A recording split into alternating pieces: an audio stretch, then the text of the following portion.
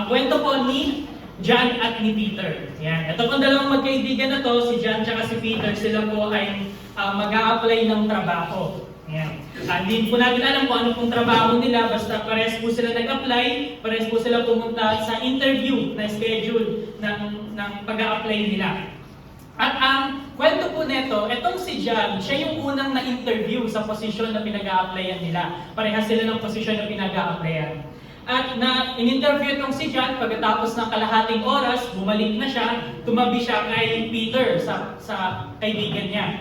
At itong si Peter, syempre kabado siya kasi hindi niya alam kung saan siya na yung susunod na i-interviewin. At sabi ni Peter, bigla niyang siniko si John, sabi ni Peter, "Bro, baka pwede mo naman akong matulungan na mag-prepare para sa interview ko, baka mamaya ako na yung susunod." Sabi niya, "Sabi mo naman sa akin ano yung mga tinanong sa'yo sa interview mo." Sabi ni Peter kay John. Sabi naman ni John, "Ay bro, bawal kasing sabihin kung ano yung tinanong. Yung sabi ng manager, bawal namin sabihin sa ibang aplikante kung ano yung tanong sa amin. Pero dahil kaibigan naman kita," sabi ni John, "dahil kaibigan naman kita bro, bigay ko na lang sa'yo yung sagot ko." Yan sabi ni John. "Bigay ko na lang sa'yo yung sagot ko. Ikaw na bahala kung ano gagawin mo, paano ka magpe-prepare." Sabi ni Peter, "Sige, para may ma-prepare din ako, may notes din ako mamaya sa interview ko." Then sabi ni Peter, "Ano yung unang sagot mo?" Sabi ni John, "Ito yung tinanong sa akin. Pero sasabihin ko sa iyo kung ano yung sagot." Sabi ni John, "Ito yung una kong sagot." Medyo mahaba siya. Sabi dito, "Hindi matalinong pumili ng iisang araw dahil sa kasaysayan, halos bawat araw ay puno ng mga pangyayari, aksyon at ganap. Pero matapos ang matinding paghahalungkat at pagkalito, nauwi rin kami sa 1987. Yun yung sabi ni John. Ayan yung una kong sagot. And then sabi ni Peter, "Sige, tulad ko yan. Titake down notes ko para ma-prepare ko mamaya sa interview ko." Sabi ni Peter, "Ano pa yung mga sinagot mo sa interview?" And then dahil syempre magkaibigan yung dalawa, binigyan pa ng tip ni John, si Peter. At sabi ni John, "Ito yung pangalawang sagot." Sabi ni John, "Hindi naman yata patas na isang tao lang ang piliin. Parang buong barangay ang kasali sa ganyang kalokohan." So nagtataka na si Peter, ano ba yung tinanong sa kanya sa interview? Parang hindi naman related sa position na pinag-a-applyan namin. Pero sulat pa rin si Peter, "Sige, sulat pa yan para makapag-prepare ako." Tapos sabi ni Peter, "Isa pa bro, isa pa. Isang sagot pa para kumpleto na, para kahit pa paano may 3 akong notes dito sa notebook ko."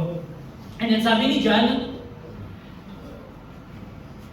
"Nagbuo na ang bansang ito ng isang komite. Sila na ang gagawa ng lahat ng research at sila na rin ang magsasabi ng tamang sagot, kaya tayo, relax na lang."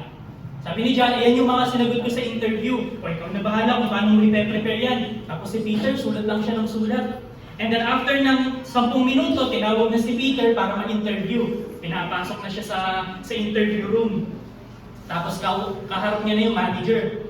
At sabi ng isang manager sa kanya, "Tinitingnan ko tong form, parang may kulang sa form mo." Sabi ng manager. Sabi niya, "Peter, ano ang birthday mo?" Sabi niya ganon. Sabi ni Peter, "Hindi matalinong pumili ng iisang araw dahil sa kasaysayan, halos bawat araw ay puno ng mga pangyayari, aksyon at ganap. Pero matapos ang matinding paghahalungkat at pagkalito, nauwi rin kami sa 1987. Yun yung sabi ni Peter.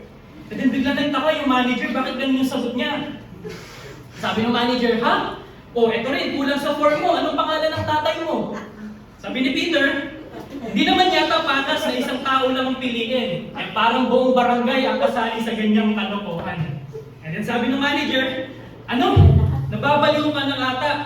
Sabi ni Peter, "Nagbuo ang bansang ito ng isang komite. Sila na ang gagawa ng lahat ng research at sila na rin ang magsasabi ng tamang sagot. Kaya please, tayo, relax na lang."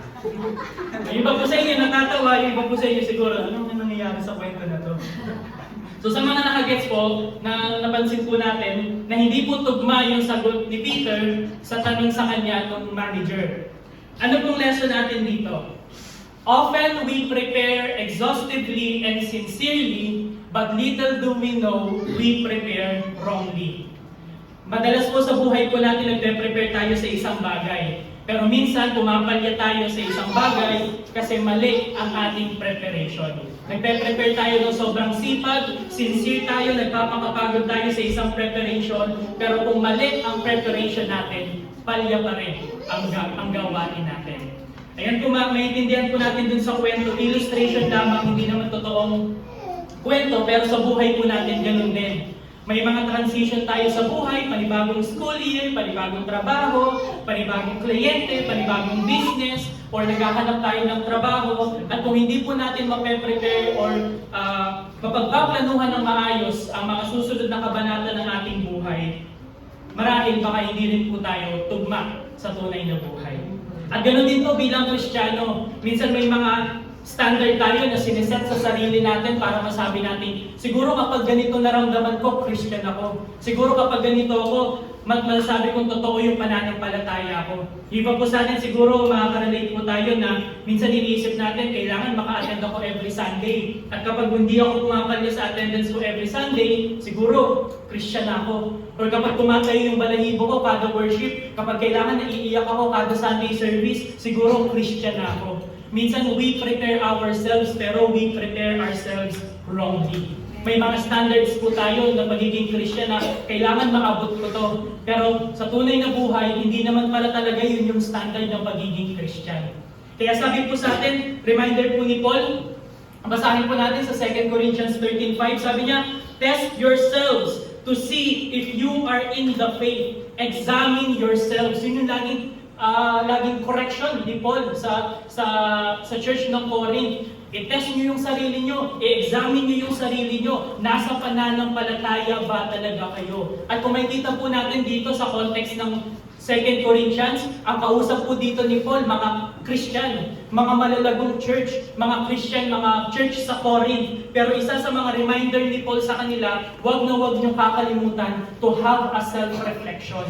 Minsan nag-iisip tayo kapag sa mga estudyante, kapag nagpe-prepare tayo para sa exam, sa mga naghahanap ng trabaho, nagpe-prepare tayo sa mga interview. At ganun din dapat sa pagiging Christian, meron din tayong self-reflection. Kapag sa exam, saan ako pumalya? Bakit ako bumagsak dito? Bakit hindi ako natanggap sa trabaho? Bakit hindi ako naka-receive ng interview schedule sa kanila? Bakit pumalya yung business ko? Minsan pinag-iisipan natin itong mga bagay na ito sa buhay at dapat ganun din sa spiritual na pananampalataya natin. Tatanungin natin ang ating sarili, bakit hindi ako lumalago? Bakit hindi ako sinisipag mag-pray? Bakit hindi ako sinisipag magbasa ng Bible? Bakit nawawala yung passion? Nawawala yung fire sa puso ko? Kaya laging reminder din ni Paul sa 2 Corinthians, examine yourselves, test yourselves. At dito pa sabi niya, or do you not recognize this about yourselves? Sabi ni Paul, hindi nyo ba na-realize kayong mga Christian, nasa inyo na ang ating Panginoong Jesus unless you fail the test. Unless you fail the test. Pero paano natin masasucceed yung test ng ating pananampalataya kung mali tayo mag-prepare? Kaya kailangan makita din natin sa ating sarili yung realidad na yung pananampalataya natin dapat nakikita bago siya mapakinggan. Kasi yung iba sa atin, kailangan confess lang ng confess. Kailangan naririnig nila na Christian tayo. Pero sa tunay na buhay, ang sabi dito ni Paul, test yourselves, examine yourselves, kasi yung pananampalataya natin, kailangan kita bago marinig. Na hindi mo na kailangan sabihin na Christian ako. Hindi na natin kailangan magdamit tayo ng Christian na damit para masabing Christian nila tayo. Pero the way kung paano tayo umaksyon, the way kung paano tayo makitungo sa bawat isa, hindi na natin kailangan i-claim na Christian tayo, pero makita nila sa atin, ito, Christian to. And that's the way kung paano natin i-prepare ng maayos yung sarili natin. That we prepare ourselves wrongly, pero sa buhay Kristiyano, dapat we prepare ourselves in the right way. Kaya sa umaga pong ito, ang dalangin ko po is maging practical tayo sa ating pananampalataya. Ang topic po natin sa umagang ito, napakasimple lang. Real faith in a real life. Ano ang itsura ng tunay na pananampalataya sa tunay na buhay? Kasi marami tayong nare-receive dito na mga prinsipyo. According sa Bible, tingin tayo kay Jesus, look unto Jesus, fix ourselves unto Jesus. Pero anong ibig sabihin nun? sa tunay na buhay. Mag-devotion ka lang kapatid, mag-pray ka lang kapatid, pero paano natin masasabi na talagang yung pananampalataya ko align sa tunay na buhay, na hindi ako nagpe-prepare o hindi ako nagsiset ng standards sa pananampalataya ko na hindi naman maglilid sa akin into failure or into success. Kaya ang topic po natin, very practical po sa umaga nito, real faith in real life. Dito ang pag-usapan po natin, 1 Peter chapter 3 verse 13 to 17. Etong 5 verse na to, dito lang po tayo magpo-focus. 1 Peter chapter 3 verse 13 to 17. Pero bago po natin tignan, paano natin masasabi na yung pananampalataya natin ay align sa realidad ng buhay? Bago po natin pag-usapan itong passage na to or mga verse na to, bigyan ko po muna kayo ng context. Ano ang nangyayari sa 1 Peter? Kailangan po natin yung laging malaman. For example, kapag nagbabasa po kayo ng Bible, alamin niyo po anong context ng libro na to, anong context ng letter na to, anong context ng verse na to, para hindi tayo ma-out of context. Dito maintindihan natin yung buong kwento para mas ma-appreciate natin kung paano ginamit ng Lord ang mga disciples para isulat ang New Testament para sa atin. And alam ko, narinig niyo na po itong background na to, na-share ko na po ang background ng 1 Peter one time sa prayer meeting. Pero sa mga hindi po naka-attend doon, ulitin ko lang po mabilis na mabilis. Ano ang context ng 1 Peter? Ano ang context ng 1 Peter? Dito po, sa 1 Peter, ang kwento po niyan, sa Roma, ang mayor nila, or ang emperor nila, si Emperor Nero. Ang emperor nila that time, si Emperor Nero. At meron pong malaking nangyaring sakuna noong kapanahunan nila. Ano po yun? Nasunog ang Roma. Yan ang context, yan ang kwento. Nasunog ang Roma. At hindi nila alam kung bakit nasunog. Siguro dahil sa kagagawan ng kalaban o kaaway ni Emperor Nero. At marami nagsasabi ibang historian, si Emperor Nero mismo ang nagsimula ng apoy. Maraming mga historian na nagsabi, sinunog niya yung isang lugar na to para mapatayuan niya ng mga gusali. Diba? Parang naririnig natin yan sa mga recent news na kapag may narinig tayong sunog dyan kung saan-saan, patatayuan ng building.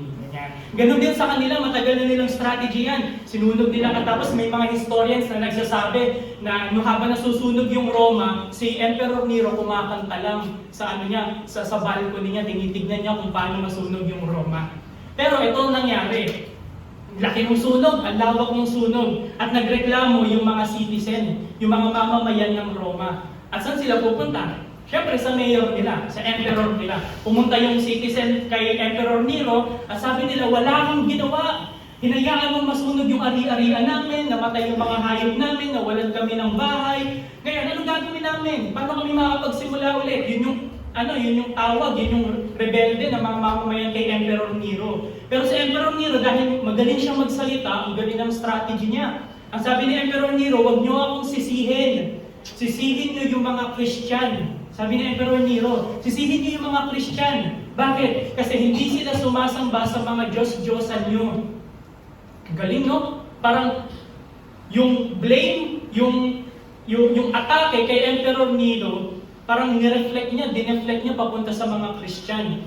At sabi ni Emperor Nero, kasi itong mga Christian na to, salot sila sa lipunan, salot sila sa ekonomiya natin. Sila ang kalaban natin dito. At after nun, grabe, yung mga mamamayan ng Roma at yung mga sundalo ng Roma, pinersecute nila yung mga Christian. At during sa time ni Emperor Nero, isa ito sa pinakamadugo at pinakamadilim na siglo, na era, na century ng pagiging Christian. Bakit? Kasi after ma-blame or makuha yung blame kay Emperor Nero papunta sa mga Christian, ang nangyari, pinersecute yung mga Christian.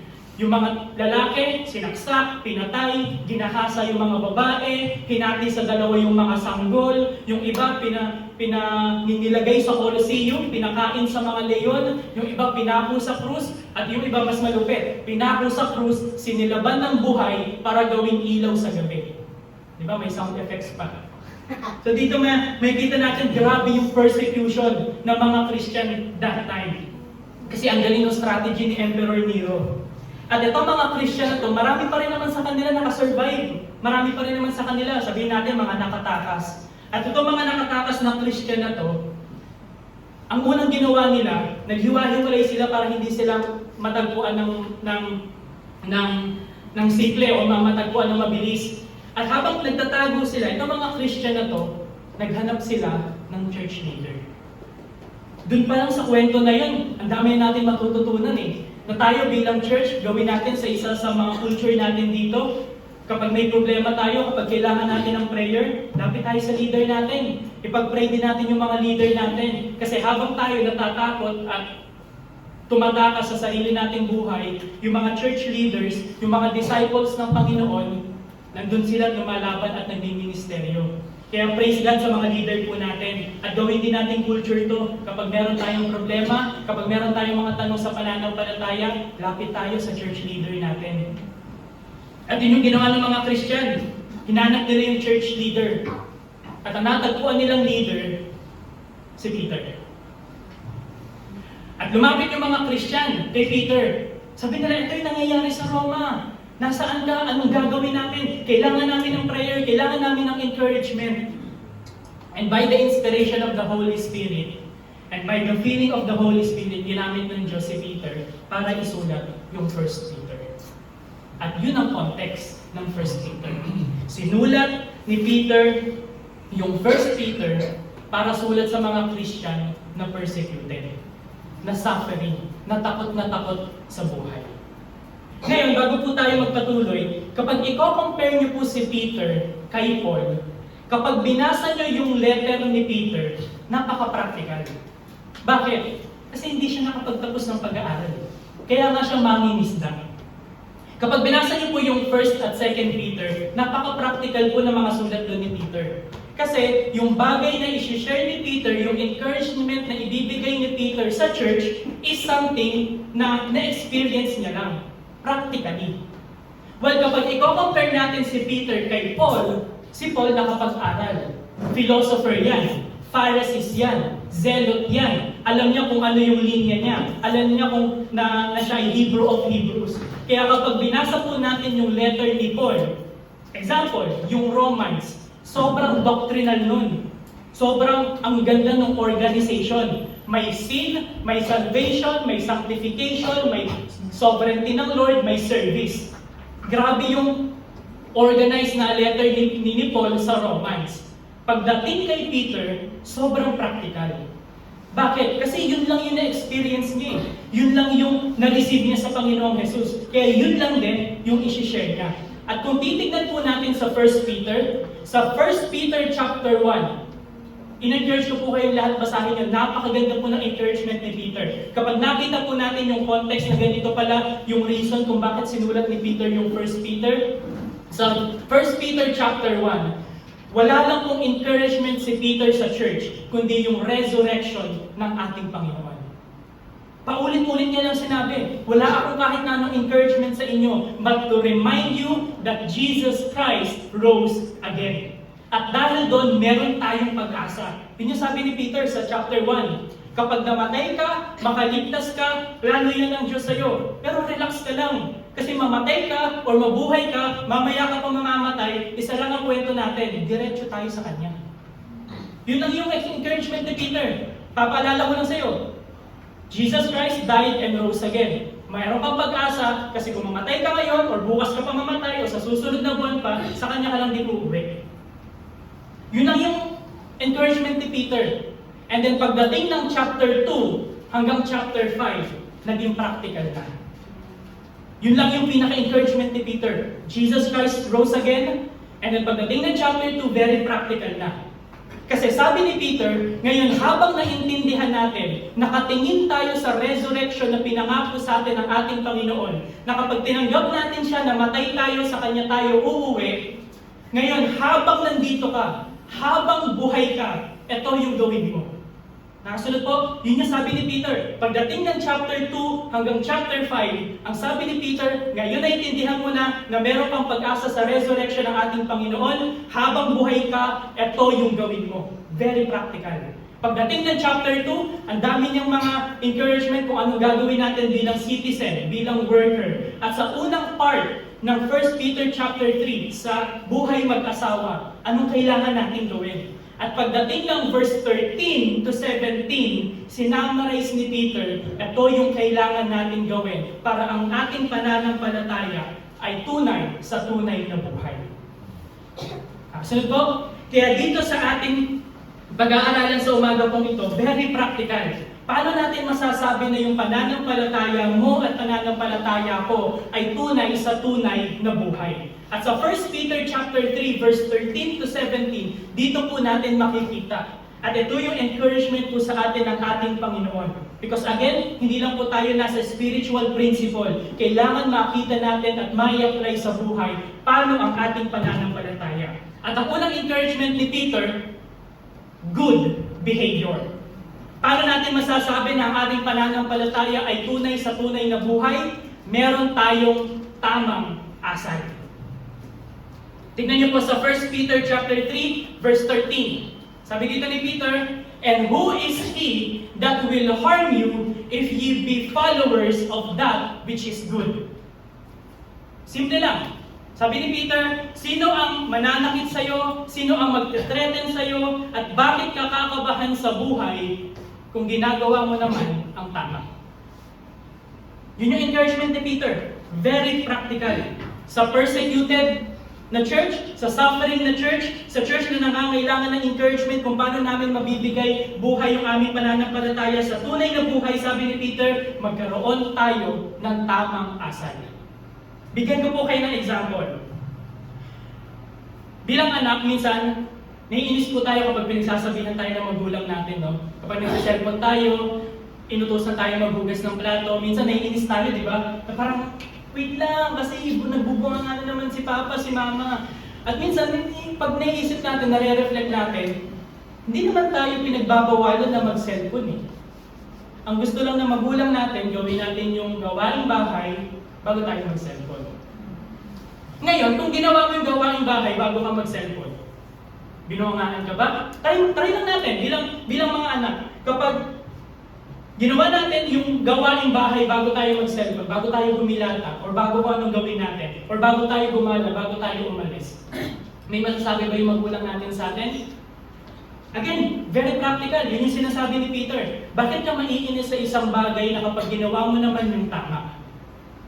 And then isa pa sa mga example, naalala ko nung kapag nag-e-exam kami, sasabihin, okay, time's up, raise your hand kung tapos na kayo, sasabihin ng isang teacher, oh, may nakita ko, 5 mga estudyante na hopya, o minus 10 kayo. Tapos ikaw, kakabahan ka. Kapag nangopya ka, kakabahan ka talaga. Bakit? Kasi may ginawa kang kalokohan eh. Pero kung hindi ka nangopya, hindi ka kakabahan. Very practical. Yun yung sinasabi ni Peter. Bakit ka kakabahan kung ginagawa mo naman ang tama? At bilang Kristiyano, ganun yung tunay na pananampalataya natin. Tamang asal sa totoong buhay. Ano bang example? Example natin is, again, sa exam. Bakit ka kakabahan na mag-e-exam na? Kasi hindi ka nag-review. Try mo mag-review para hindi ka kabahan pag nag-exam na. Very practical. Bakit tayo kakabahan kung ginagawa naman natin yung tama? Naalala ko nga po, nung pinaprepare ko po yung topic na to, naalala ko, nung wala po kasi si Johan, so kung nag-drive po kami ni Johan, so wala pa kaming lisensya, di ba, mga kamote kami din sa daan. So, naalala ko po kapag napagsasabihan kami na, uy, may huli dito, may police dito, ganyan. Minsan nagagalit kami, naiinis kami, bakit pa kasi may huli dyan, bakit pa kasi dyan pa sila kailangan tumambay sa kanto na yan. Kasi isip-isip ko, justifiable ba yung galit namin? Justifiable ba yung inis namin? Eh ginagawa lang naman ng mga LTO, ginagawa lang naman ng mga polis yung trabaho nila. Kaya isip-isip ko, kung kukuha ko ng lisensya, hindi ako kakabahan. Hindi ako may inis kung may LTO man dyan kung nasaan. Kasi okay na ako eh. Ready na yung papeles ko eh. Pero nung naalala ko, bakit ako naiinis? Kasi hindi namin ginagawa yung tama. Bakit kami kinakabahan na may LTO, mahuli kami, ma-impound yung motor namin? Kasi in the first place, merong hindi kami tama na ginagawa. At ganoon din, again, sinasabi ni Peter, very practical. Bakit ka kakabahan kung ginagawa mo ang tama? At kung naalala po ninyo sa preaching po ni Brother Arnold last Sunday, kung naalala po ninyo, bakit kung nung meron pong drug on war on drugs pala. Kung meron pong hinuhuli yung mga nagdodroga, bakit kakakabahan kung in the first place hindi ka naman nagda-drugs? Ganon din, sa company po namin, sa corporate namin, every year meron kaming drug test.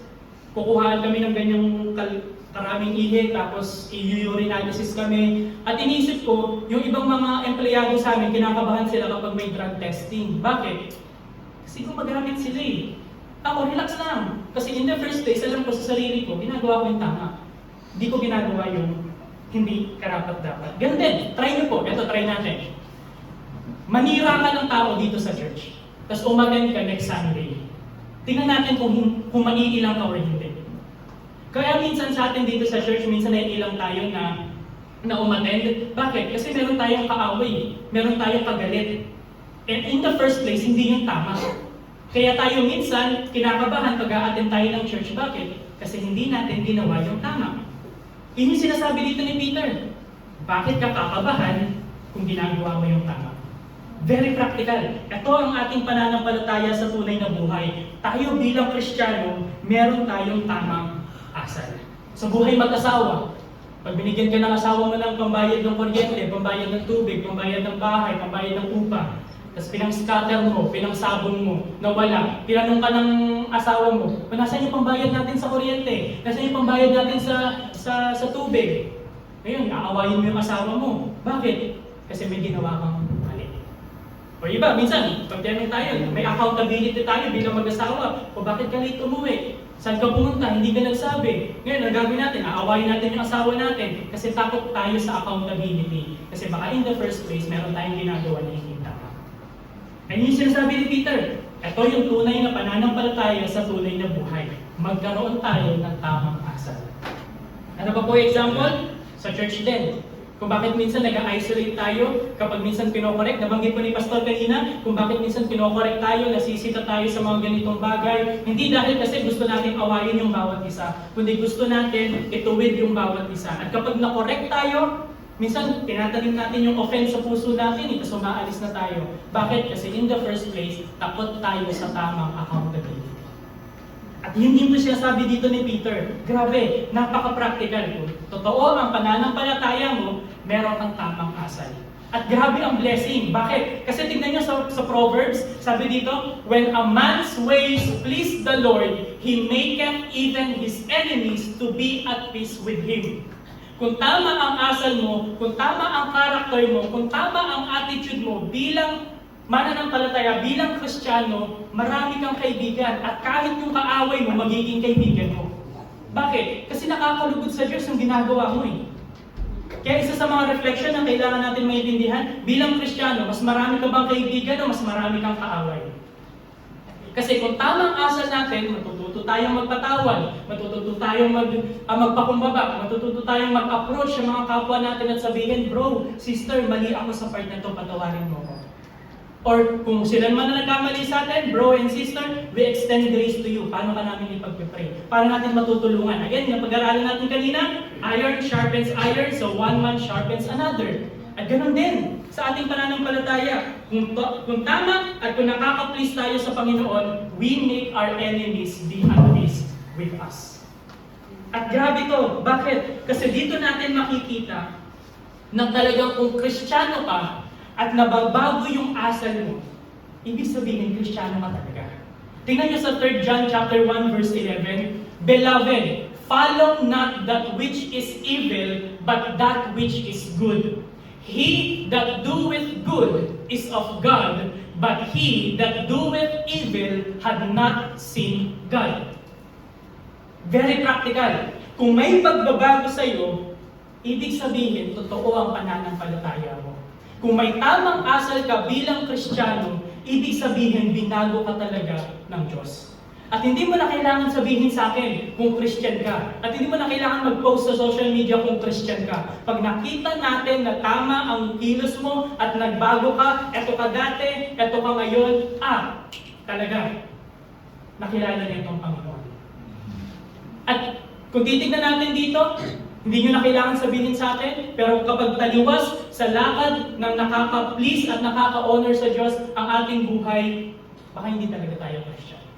Kasi ang isa sa mga bagay na kailangan natin maintindihan bilang Kristiyano, hindi tayo makikilala kasi may ministry tayo. Hindi tayo makikilala kasi nagpipreach tayo dito sa harap or nandito tayo every Sunday. Makikilala tayo bilang Kristiyano kapag nakita nila, itong taong to, grabe yung pagbabago eh. Grabe, nagganito siya, tapos binago siya ng Diyos. Na kapag nakita nila, again, gaya na sabi natin kanina, your faith must be seen before it is heard. At dito makikita natin kapag sinundan natin ang tama, talaga nakita natin ang Panginoon. Na-encounter natin ang Panginoon. At gawin din natin culture yan dito. Huwag tayong mahihiyang mag-testimony. Kung naalala niyo po yung testimony ko, bakit hindi po ako nahihiyang i-share sa inyo yung testimony ko na alin? Lulong sa pornography, kung ano-anong iniisip, na malaswa ang mga bagay na iniisip ko. Ba't di ako nahihiya na share yun sa inyo? Kasi I know deep in my heart, I encountered the Lord and He changed me. Kahit yung mga bagay na ayaw kong baguhin sa sarili ko, binago eh. Lord, ayaw kong baguhin to. Gusto ko ganito ako. Pero binago ng Diyos at hindi ako nahihiyang i-share yun sa inyo. Hindi ko siya i-filter sa harap nyo. Bakit? Because that is my testimony kung paano tayo baguhin ng Diyos. At gawin din natin culture dito. Huwag lang po tayo mag-render ng kanta sa Diyos. Mag-render din tayo ng kwento natin sa Diyos. Kung paano tayo binago ng Diyos.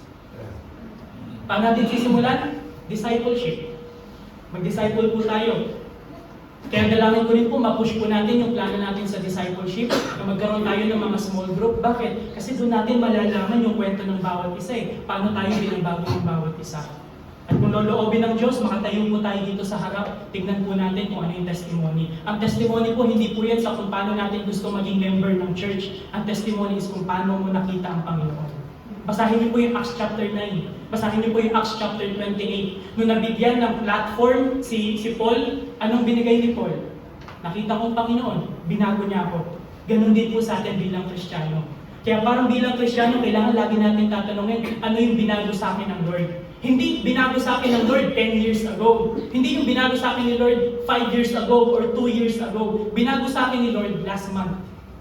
Bakit? Yun yung recent eh. Doon natin makikita kung may binabago talaga ang Diyos sa atin.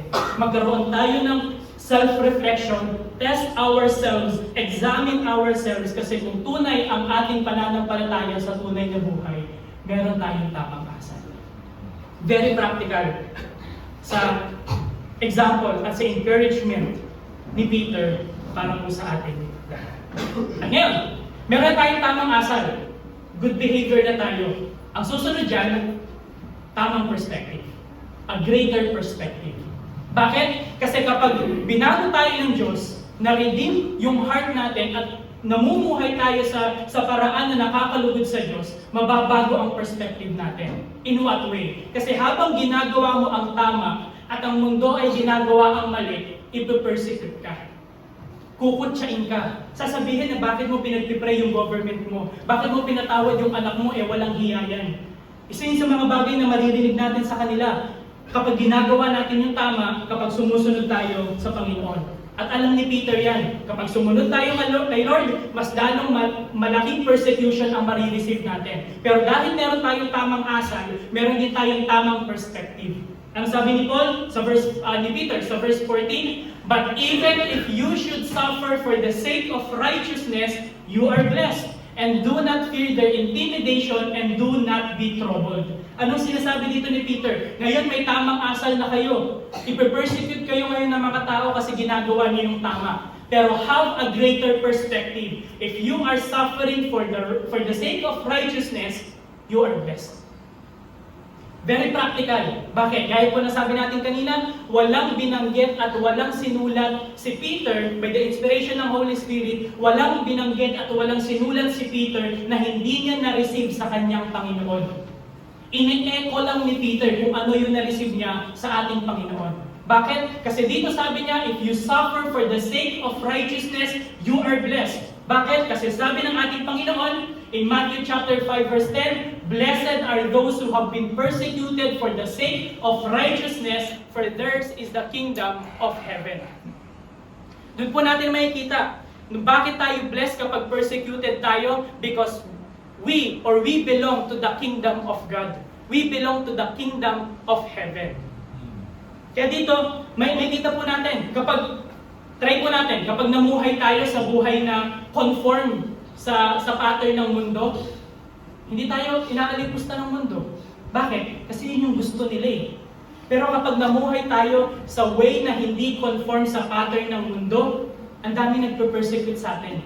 For example, magsugal ka, mambabae ka, manlalaki ka, gawin mo yung mga bagay na yan.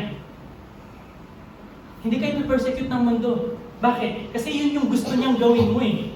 Pero kapag naging faithful ka, naging committed ka, kapag inayos mo yung buhay financial mo, inayos mo yung buhay asawa mo, ipapersecute ka na ngayon ng mga kaibigan mo, bakit di ka sumasama sa amin? Ang KJ mo naman, bakit ganito ka? Bakit nagbabago ka na? Bakit? Kasi in the first place, if we are persecuted, we belong to the kingdom of heaven.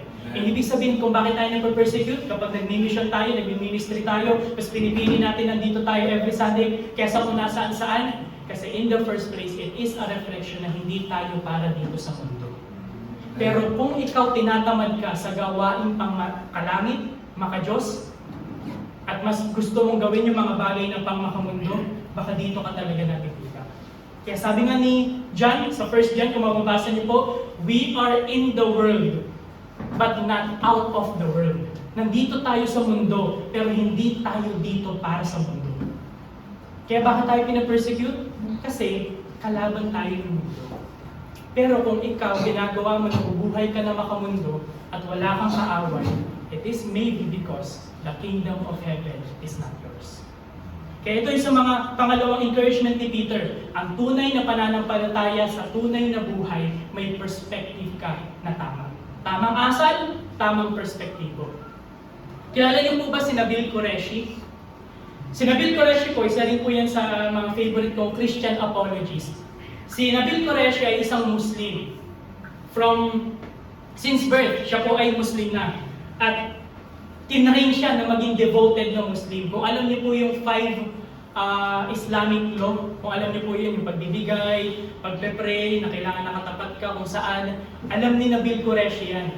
At si Nabil Qureshi, naging Christian siya. Hindi ko na po babanggitin kung paano, pero naging Christian si Nabil Qureshi. At nung naging Christian siya, nagsulat siya ng mga libro, na-invite siya na mag-speak, na-invite siya makipag-usap sa mga kapwa niya Muslim, at i-explain sa kanila bakit siya naging Christian. At isa sa mga bagay na kilala si Nabil Qureshi is, sabi ni Nabil Qureshi sa isa niyang libro, 2 bagay lang kung bakit nagiging Christian ang isang Muslim. 2 bagay lang, sabi ni Nabil Qureshi. Sabi niya, unang bagay kung bakit nagiging Christian ang isang Muslim, kasi nagpakita ang Panginoong Jesus sa panaginip nila. Maybe yung iba po sa inyo, hindi po kayo naniniwala sa mga ganun, sa mga signs and wonders. Pero tignan nyo rin po, kapag nagbasa po kayo ng mga testimony ng mga Muslim, isa po sa mga lagi nababanggit sa testimony nila, the Lord Jesus Christ revealed in my dreams. At yun yung sabi ni Nabil Qureshi, isa sa bagay na kung bakit nakakakilala mga Muslim sa Christian, kasi nagre-reveal ang Panginoon sa panaginip nila. And kung may mga sinusundan po kayo ng mga Christian outlet, Christian news, may mga statistics po talaga sa Middle East. Kapag tinanong po sila ng testimony nila bakit sila naging Christian, ang unang bagay na binabanggit nila, nag-reveal ang Panginoon sa panaginip ko. Grabe, amazing. And pangalawa, sabi ni Nabil Qureshi, ang pangalawang reason kung bakit nagiging Christian ang mga Muslim is dahil sa pagmamahal ng mga Christian. Una, nag-reveal ang Panginoon sa panaginip nila o na-experience nila ang pagmamahal ng Panginoon dahil sa Christian. Ano pong example nito? Ano pong matututunan natin? Sabi po ni Paul, see that no one repays another with evil for evil, but always seek after that which is good for one another and for all people. Kung meron tayong tamang asal, meron tayong tamang perspective. Bilang Kristiyano na yung pananampalataya nating tunay sa tunay na buhay, hindi yung tatarayan ko siya kasi tinarayan niya ako. Hindi ko siya papatawarin kasi hindi niya ako pinatawad. Susuntukin ko siya kasi sinuntok niya rin ako. Hindi ganon. Bilang Christian, no matter what happened, kung kalaban natin, or kakampi natin, kung kabati natin, or naiilang tayo sa Kanya, we seek that person's good. Kasi meron tayong tamang asal, meron tayong tamang perspective. At kahit hindi tayo patawarin ng taong pinatawad natin, at kahit hindi nakapagbati yung tao na kaaway natin, relax lang tayo. Lord, ikaw na pong bahala sa kanila. At kung tayo man yung na-offend, Lord, na-offend ako, tulungan mo ako. Kung tama yung feedback nila sa akin, i-correct mo ako. Pero kung hindi naman, kung pangungutya lang, kung pag-aatake lang sa akin, Lord, ikaw nang bahala sa kanila. We don't repay evil with evil. We seek that which is good for other people. Yun yung tunay na pananampalataya sa tunay na buhay. Meron tayong tamang asal, meron tayong tamang perspective. Anong kulang? Meron tayong tamang asal. Okay na yung attitude natin. Okay na yung character natin bilang Christian. Okay na yung pananaw natin bilang Christian. Ano ang kulang? Tamang salita. Gentle defense. At marami po sa atin diyan pumapalya. Again, ano pong context ng 1 Peter? Persecuted ang church, suffering ang mga Christian. At sabi ni Peter, ito ang kailangan nyong gawin. Ngayon naiintindihan nyo na, we have the hope in the resurrection of our Lord Jesus Christ. Pero habang nandito tayo sa lupa, ito ang kailangan natin gawin. Good behavior, greater perspective. Pero, huwag tayong papalya sa salita.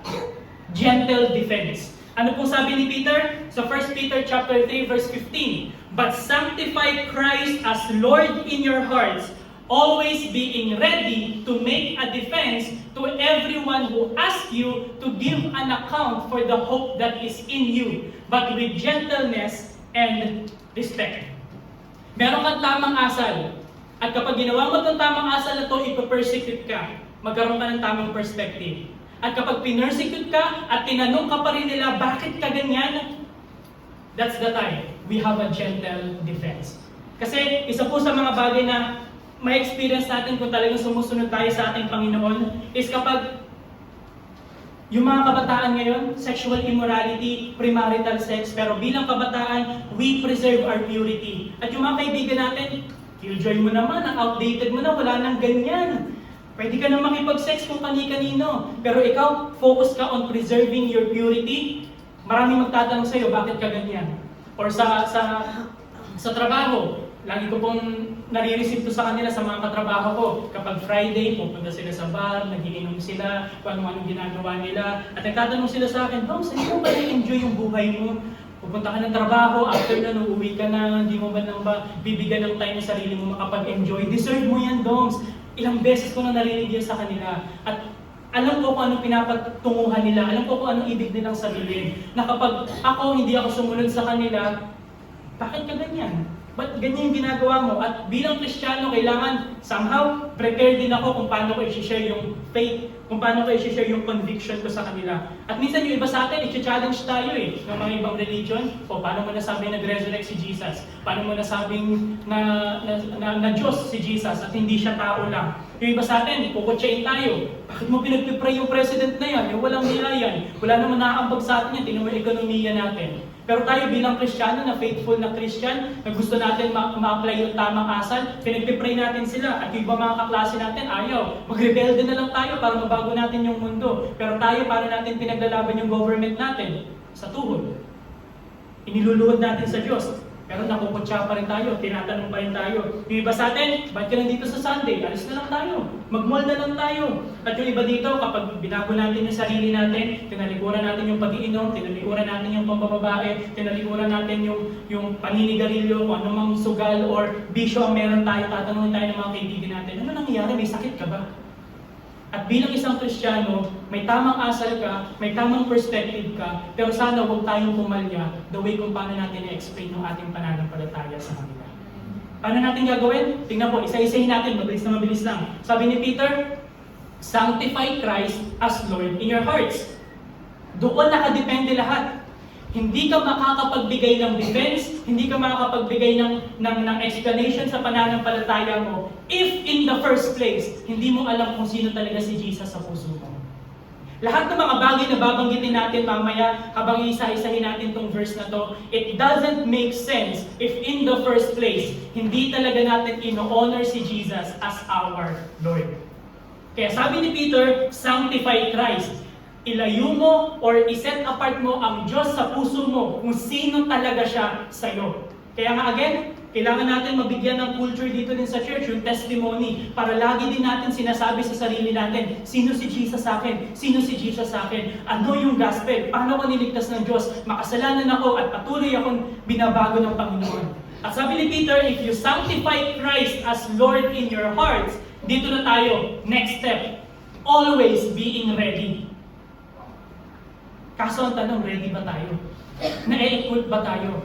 Paano tayo na-equip kung hindi natin binabasa yung Bible? Paano tayo na-equip kung hindi tayo nakikipag-fellowship sa bawat isa? Always being ready. Kaya nga sabi sa 2 Timothy chapter 3, the Word of God is for equipping. Kapag binabasa natin yung Bible, binabasa natin siya out of obligation, out of something na kasi kailangan basahin kasi nasa church tayo, or something na kailangan kong ma-equip yung sarili ko.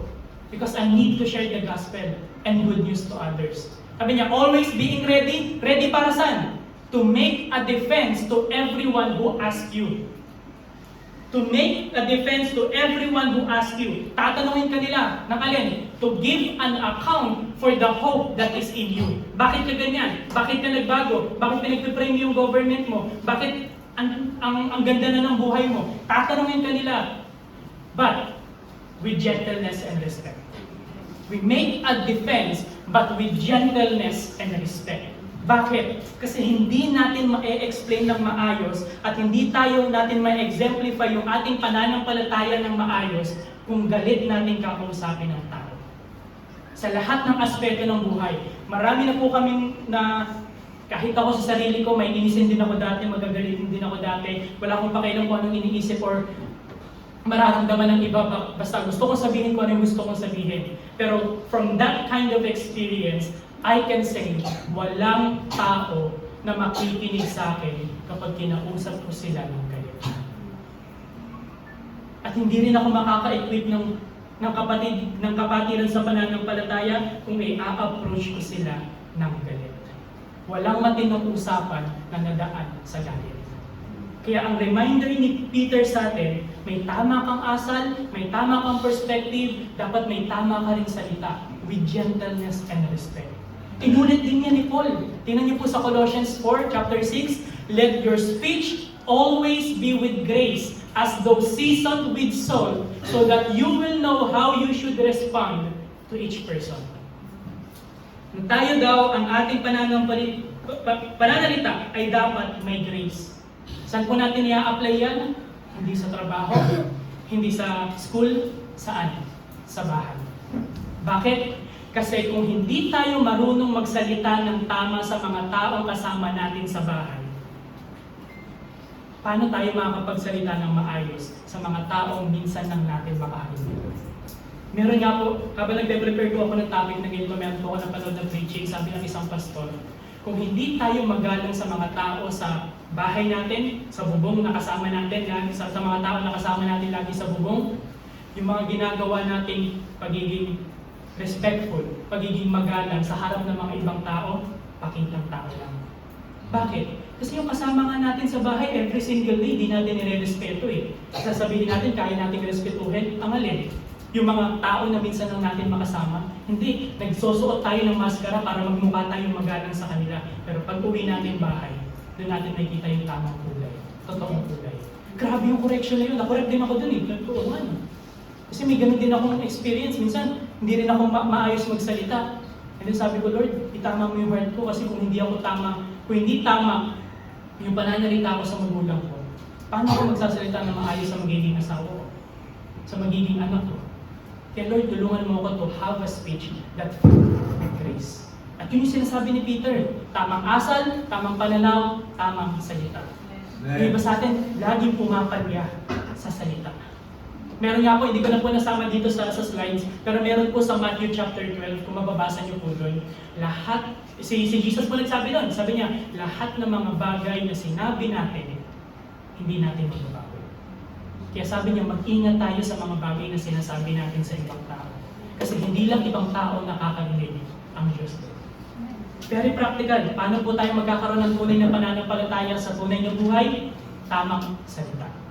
At kung meron tayong tamang salita, nakita natin, tamang asal, tamang perspective, tamang salita, ang next na, tamang konsensya. A guiltless conscience. Na kapag ginawa mo tong mga bagay na to, May tama kang asal, may tama kang perspective, may tama kang salita, meron kang tamang konsensya. Malinis yung konsensya mo. Kaya sabi sa verse 16, and keep a good conscience, so that in the thing in which you are slandered, those who revile your good behavior in Christ will be put to shame. Na-exemplify mo na ang tunay na pananampalataya. Tamang asal, tamang perspective, tamang salita. Ngayon, ang kalalabasan niyan, tamang konsensya.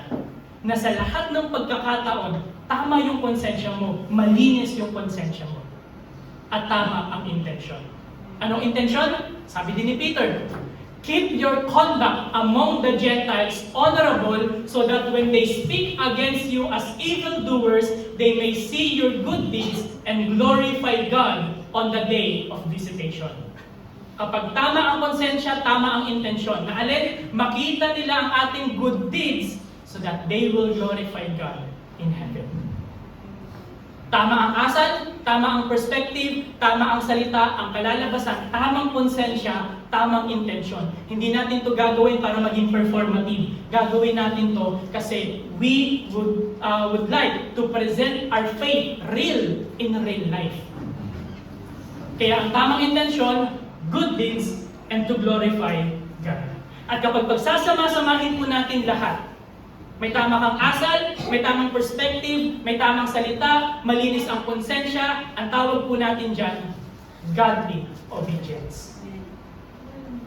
Kaya sabi po, sinamarize ni Peter sa verse 17, for it is better if God should will it so that you suffer for doing what is right rather for doing what is wrong. Bakit? Bakit yung summary ng lahat ng verse 13 to 16, tinatawag natin godly obedience. At sabi dito, kung loloobin ng Diyos, mag-suffer tayo na gawin yung tama kesa sa mali. Bakit? Kung i-reverse natin, wala kasing nagsasuffer sa paggawa ng masama.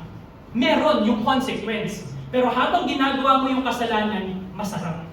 Habang ginagawa mo yung kasalanan, yung hindi tama, nakaka-addict.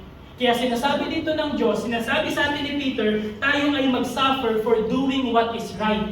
Bakit? Kasi kapag hindi tayo conform sa mundo, mahirap ang tamang bagay.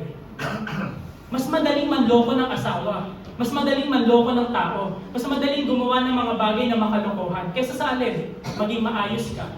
Maging mabuti at responsable kang mamamayan. Lagi po namin yung pag-usapan niya ni Sister Franz kapag nasa mall kami, kahit sa pag-akit ng escalator, o dito ka lang sa kanan, dito ang nakatayo, sa kaliwa, dito ang naglalakad. Kasi inisip ko, wala naman nakakakita eh. Ayun nga eh. Kailangan natin gawin ng isang bagay kahit hindi nakikita ng ibang tao. Kasi hindi naman natin ginagawa para sa kanila. At minsan, alin, mas madaling sumuway sa utos kesa sa sumunod sa utos. Kaya sabi dito ni Peter, meron lagi tayong suffering. Hindi natin maiiwasan yung suffering. It's either magsasuffer tayo sa maling bagay o magsasuffer tayo sa tamang bagay. Choice mo na yon. Very practical yung sinasabi ni Peter. Choice mo na yon. Mag-suffer ka sa ganitong ugali, mag-suffer ka sa ganitong lifestyle, or mag-suffer ka in a way na makakalugod ka sa Panginoon. Parehas may consequence. Consequence, eternal damnation, yung isa eternal life. Nasa sa atin na yan. Choice na natin yan. Then, bakit? Kasi we need na ma-realize, isa sa mga bagay, sobrang hirap gawin ng tama. Pero kasi tama kasi yun. Corrupted yung mundo natin. Kaya lahat ng mali, masarap gawin. Pero sabi ni Peter, it is the will of God for us to suffer doing what is right. From verse 13 to 17, dito pinakita ni Peter paano natin mapapakita ang ating pananampalataya sa tunay na buhay. Summary ko lang po, good behavior, tamang asal, tamang character, tamang attitude, greater perspective, tamang pananaw sa buhay, gentle defense, tamang pagsasalita natin sa kapwa, guiltless conscience, tamang malinis na konsensya, tamang intensyon, at godly obedience. At kung titignan po natin itong napaka-practical na encouragement sa atin ng ating Panginoon sa pamamagitan ni Peter, balikan po ulit natin yung verse natin. Test yourselves to see if you are in the faith. Examine yourselves. Examine yourselves na alin. Ikaw bilang Kristiyano, may tamang asal ka ba? May tamang pananaw ka ba sa buhay? Okay ba the way kung paano ka magsalita? Meron ka bang malinis na konsensya? At may pagsunod ka ba sa Diyos? At dito na po ako magtatapos sa isang kwento, very personal story. Na-invite po ako mag-preach sa isang church. Nakalimutan ko na po kung saan church yun. Na-invite po tayo na mag-preach sa isang church. Matagal na panahon na po yun, siguro mga nasa 18, 19 years old pa lang ako. And then, so, ang nalala ko po ang topic ko that time, parang the parable of the lost sheep, parang ganyan. Basta about youth din yung audience. And parang pangalawang beses ko na nag-preach sa church na yon. And then, nag-preach ako sa church na yon, normal, gawin kung paano natin ginagawa yung mga bagay-bagay and kabataan, and alam naman po natin kapag sa mga kabataan, isa sa mga the way kung paano natin ma-explain yung word of God sa kanila, dapat may connection sa emosyon, di ba? And nag-preach ako that time, and natapos na yung event, natapos na yung preaching, natapos na lahat nung program, at yung tao na nag-invite sa akin na mag-preach sa church na yun, lumapit sa akin. And then sabi niya, Doms, praise God sa preaching mo. Yung mga ganong papuri na hindi ko na iniisip, ganun, parang, Doms, ang galing, you're such a blessing, ganyan. So sabi niya, magpatuloy ka lang sa paggamit sa ng Panginoon, sa mga ganitong bagay, marami ka pang mararating, marami pang bagay na gagamitin ka ng Panginoon, sabi niya ganun. And then sabi niya sa akin, di ko alam kung chismis yun eh. Pero sabi niya, pero alam mo yung leader ko, sabi niya, nung nag-invite sa akin. Sabi niya, pero yung leader ko may tanong siya sa akin eh. And then, tanong ko na rin sa'yo, sabi niya gano'n. Banggitin ko na lang din sa'yo, i-share ko na lang din sa'yo. And then sabi nung tao niya yung nag-invite sa akin, alam mo sabi ng leader ko sa akin, ang galing mag-preach yung taong to, no? Parang alam mong ginagamit siya ng Panginoon. And then sabi nung taong nag-preach na yun sa akin, sabi ng leader ko, tanong sa akin ng leader ko, kamusta kaya siya sa private life? Yan, sinabi sa akin. Sabi niya, yun yung tanong sa akin ng leader ko eh, kamusta ka kaya ikaw sa private life? And that time, ma-offend ka rin eh. Parang di ko alam kung ano sasabihin ko.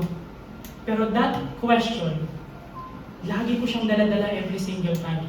Kapag nandito ako sa unahan, kung ano man ang ginagawa natin para sa Panginoon, kamusta ba ako sa private life? Kasi again, bilang Kristyano, ayoko makilala na nag-preach eh. Ayoko makilala as someone na nandito sa harap nyo, malakas magsalita, maingay, or something na ini-invite tayo sa ibang church. Gusto ko lang makilala na Lord, kapag walang taong nakatingin, kapag ikaw at ako lang, tunay yung pananampalataya ko sa iyo. Kaya church, sabi ni Paul, test ourselves, examine ourselves. Kamusta tayo sa private life? Kasi dediretsuhin ko na po kayo, kung ano po ang marinig natin dito sa church, kung hindi natin i-a-apply, wala din. Warning na po sa atin yun ng Panginoon. Sabi niya sa Matthew, therefore, everyone who hears this word of mine and acts on them will be like a wise man who built his house on the rock. Kung tama ang dinig natin at tama ang application natin, tama ang pundasyon natin sa tunay na buhay. At kung tama ang pundasyon natin, sabi ng ating Panginoon sa verse 25, the rain fell, the floods came, and the winds blew and slammed against the house, yet it did not fall, for it had been founded on the rock. And then meron pa po ako isang kwento, sabi sa akin ng leader ko dati sa dati naming church. Sabi niya, Doms, no matter what happened, wag na wag mong papabayaan ang relationship mo sa Diyos. Kahit mawala ka sa ministry, kahit hindi ka na dito magpatuloy sa church, or kung nasaan ka man estado ng buhay mo, estudyante ka, young professional ka, mag-aasawa ka, wag mong papabayaan ang relasyon mo sa Diyos. Bakit? Kasi lahat ng bagay na mangyayari sa buhay natin, nakaangkla kung gaano tayo nakatanim sa Panginoon. At kung hindi natin i-a-apply yung kanyang salita, madali tayong tutula. Kaya again, very practical lang po tayo sa umaga ito. Paano natin mapapakita na meron tayong tamang tunay na pananampalataya sa tunay na buhay, tamang asal, tamang perspective, tamang salita, malinis na konsensya, at pagsunod sa Diyos. Tayo po manalangin.